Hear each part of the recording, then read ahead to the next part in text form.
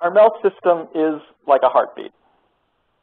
There are things that happen regularly, and the health of our whole system depends on that predictability. First, we develop strategies, our program strategy papers, or PSPs. Next, we build strategic monitoring, evaluation, and learning systems with impact indicators linked to a clear theory of change. And we establish a baseline for those indicators with the help of external local researchers. Then, we develop our program implementation plans, which identify more tangible, measurable outcomes that we hope to achieve in 3 years' time. They also contain budget estimates for achieving those 3-year outcomes. Using the PIP as a foundation, all programs get fleshed out with some form of annual planning, which may well be done differently from program to program. The next 2 beats of our monitoring, evaluation, and learning systems for long-term programs are new. In FY11, we want to start using quarterly dashboard indicators in all of our programs. They are called dashboard indicators because they are meant to serve the same purpose as the dials and gauges you see in your car. They don't tell you necessarily where you're going, but these kinds of indicators tell you about the health of the vehicle. The purpose of these kinds of indicators will be to signal problems, particularly problems outside the control of program staff themselves, that may put annual progress at risk. We will start off very simply, only 2 to 4 of these kinds of indicators for each program. These indicators will highlight obstacles and challenges, as I said, and permit regional and global staff to quickly problem solve to ensure progress in an annual basis. The dashboard is meant as right now as a purely internal tool. Partners do not need to be involved, although they are certainly welcome if such participation makes sense in local context. A second new beat to the heartbeat in FY11 will be the annual impact reflection, or AIR. Certainly all programs right now, or most programs, produce some kind of annual report of activities. No program, however, produces a deeply analytic and critical assessment of what was achieved versus what was planned, what progress the year has revealed on particular impact indicators, and therefore where we are in relation to necessary progress vis-a-vis both the PIP and our long-term goals and impact benchmarks. The AIR represents the end of one formal cycle of learning, a fiscal year, and the results of the AIR will feed into new plans for year 2.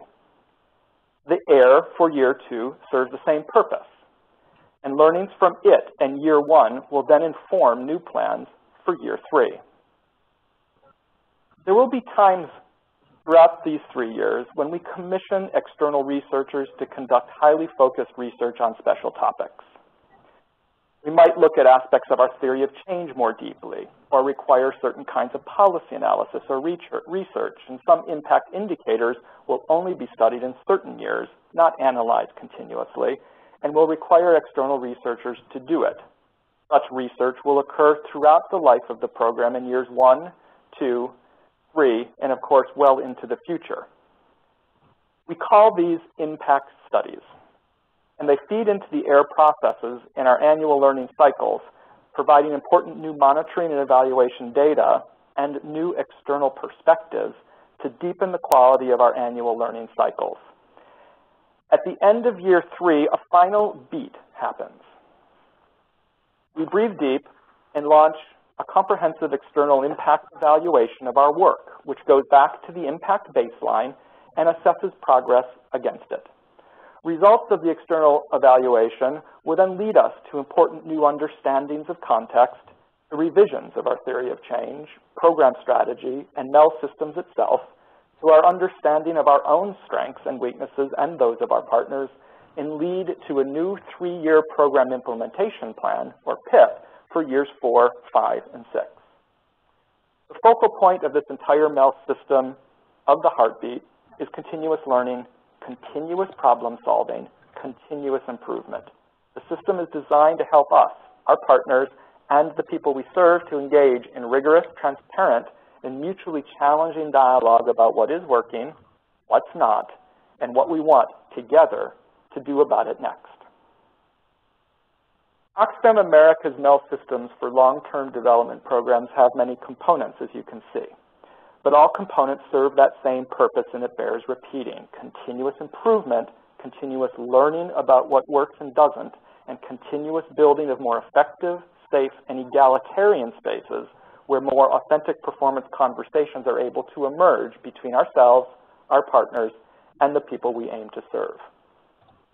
While that is shared among all elements, different beats are best for certain kinds of questions and speak to certain audiences better.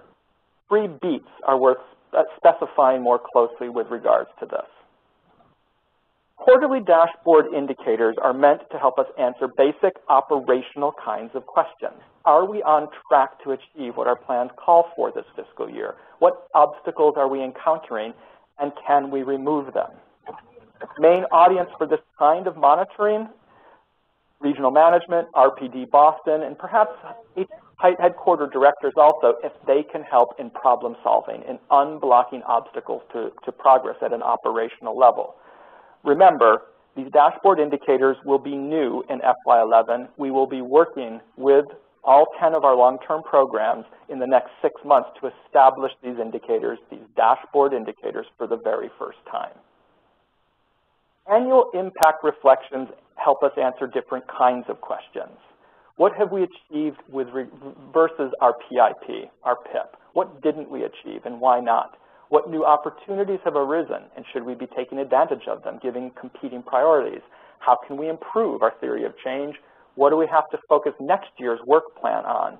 Annual impact reflections bring together at least three different streams of data: reports from our partners, grant reporting, reports from non-grant activities that are in place to help us pursue certain impact indicators, as well as special studies from external researchers pursuing particular questions or particular indicators at particular times.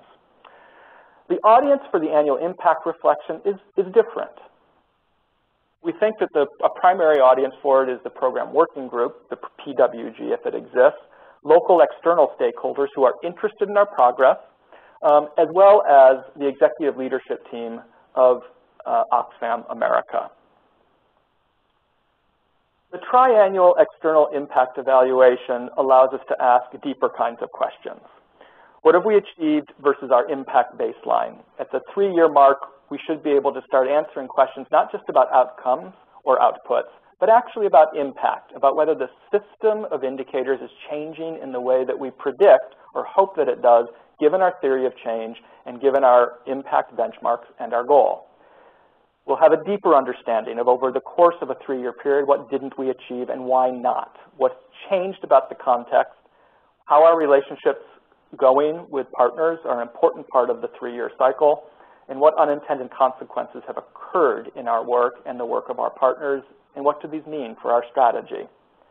The audience for the triannual external impact evaluation, it's still the program working group. It's still local external stakeholders who have a stake in our progress, in the quality and results of our work and that of our partners.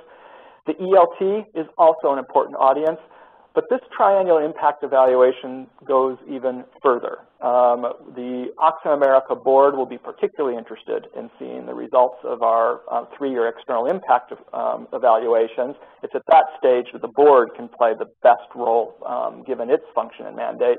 But we also think these external impact evaluations are going to be very important for global thought leaders. Remember, Oxfam America wants to be a global thought and practice leader. Together, over the course of 3 years, we think that we can build the kind of evidence to justify that rather lofty mission. Thanks.